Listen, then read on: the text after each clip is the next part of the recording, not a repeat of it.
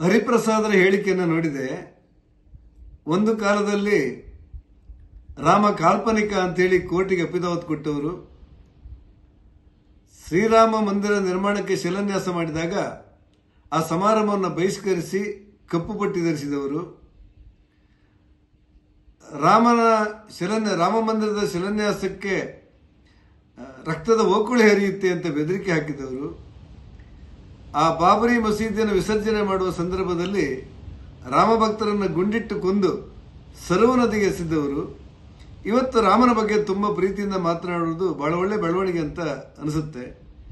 ಈ ಹಿನ್ನೆಲೆಯಲ್ಲಿ ಶ್ರೀರಾಮ ಮಂದಿರದಲ್ಲಿ ಭಕ್ತರ ಕಾಣಿಕೆ ದುರುಪಯೋಗವಾದ್ದನ್ನು ಇಡೀ ದೇಶದ ಎಲ್ಲ ರಾಮ ಭಕ್ತರು ಖಂಡಿಸಿದ್ದಾರೆ.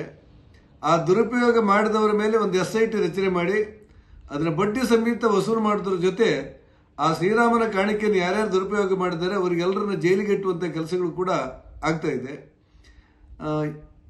ಉತ್ತರ ಪ್ರದೇಶದ ಮುಖ್ಯಮಂತ್ರಿ ಯೋಗಿ ಆದಿತ್ಯನಾಥ್ರವರು ರಾಮ ಮೆಚ್ಚುವಂಥ ಕೆಲಸವನ್ನು ಮಾಡ್ತಾರೆ ಅಂತ ಹೇಳಿ ಎಲ್ಲ ರಾಮ ಭಕ್ತರಿಗೆ ವಿಶ್ವಾಸ ಇದೆ. ನಾನು ಕಾಂಗ್ರೆಸ್ಸಿಗೆ ಹೇಳ್ತಾ ಇರೋದು, ದಿಢೀರಾಗಿ ನಿಮಗೆ ಇವತ್ತು ರಾಮನ ಬಗ್ಗೆ ಪ್ರೀತಿ ಬಂದಿರೋದು, ರಾಮನ ಬಗ್ಗೆ ಭಕ್ತಿ ಬಂದಿರೋದು, ರಾಮನ ಭಕ್ತರಾಗಿ ಪರಿವರ್ತನೆ ಆಗುವುದು ಒಂದು ರೀತಿ ಒಳ್ಳೆ ಬೆಳವಣಿಗೆ ಅಂತ ನಾವು ಒಪ್ತೇವೆ. ಅದೇ ರೀತಿ ಜಾನವಾಪಿ ಬಗ್ಗೆ, ಮಥುರದ ಬಗ್ಗೆ ಎಲ್ಲೆಲ್ಲಿ ಹಿಂದೂಗಳಿಗೆ ಅನ್ಯಾಯವಾಗಿದೆ ಅವರೆಲ್ಲರ ಪರ ನಿಲ್ತೇವೆ ಅನ್ನುವಂಥ ವಿಶ್ವಾಸವನ್ನು ನೀವು ಮತ್ತಷ್ಟು ಪ್ರಕಟಿಸಬೇಕು ಅನ್ನೋದು ನನ್ನ ಆಗ್ರಹ.